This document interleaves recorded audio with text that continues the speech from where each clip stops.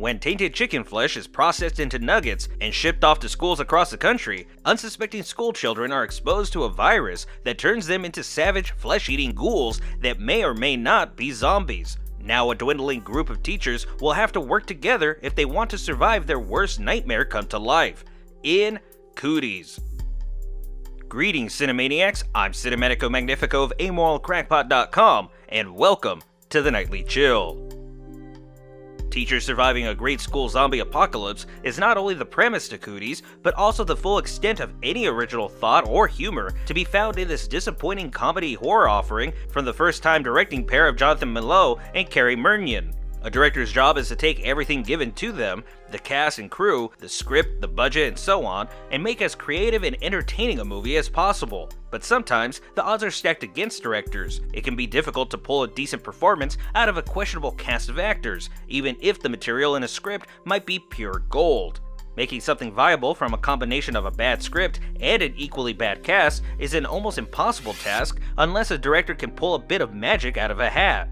Now, to be clear, the cast of Cooties is comprised of more than passable talent, though most of the heavy lifting is done by Elijah Wood's boyish charm. But the movie does suffer from its characters being little more than one or two token traits away from being utterly vapid. And this issue really speaks to the movie as a whole, because while the cast and characters don't necessarily click and mesh well on screen, every scene in Cooties does feel like it's bubbling with possibilities and opportunities that are simply never capitalized on.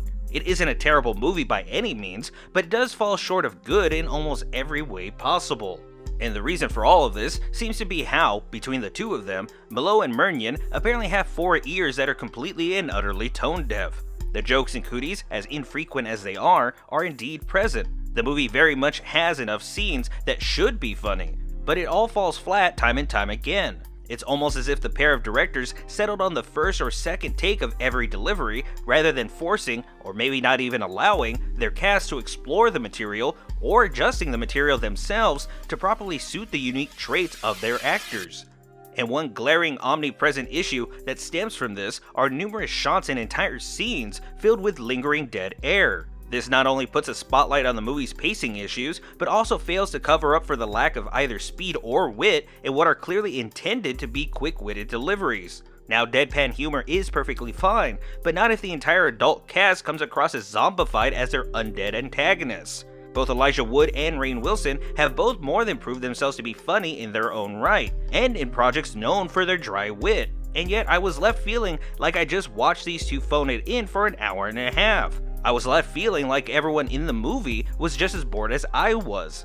And in addition to jokes that frequently fail to land, the scares and gore are surprisingly lacking. This is an R-rated movie about flesh-eating children that attack and kill everyone in their path. It's also a dark comedy, yes, but just as how the movie is lacking in laughs, it's also a surprisingly clean affair. There are, to my memory, only 2 moments in the entire movie where MacLeod and Murnion made good use of their special effects budget. One of these is a callback to a particularly memorable death from George A. Romero's Day of the Dead, with a man being violently disemboweled by a group of children. However, this shot is brief and lacking any sort of build-up, tension, or even blood. Had I blinked or sneezed, I'd have missed it entirely.